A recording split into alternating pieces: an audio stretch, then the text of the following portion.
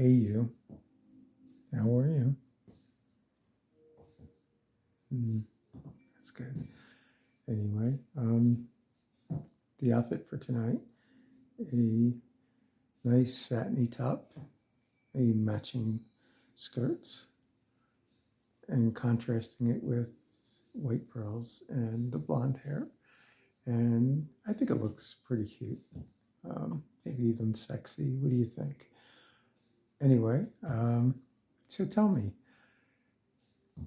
as far as porn stars go, even from the past, who really did it for you?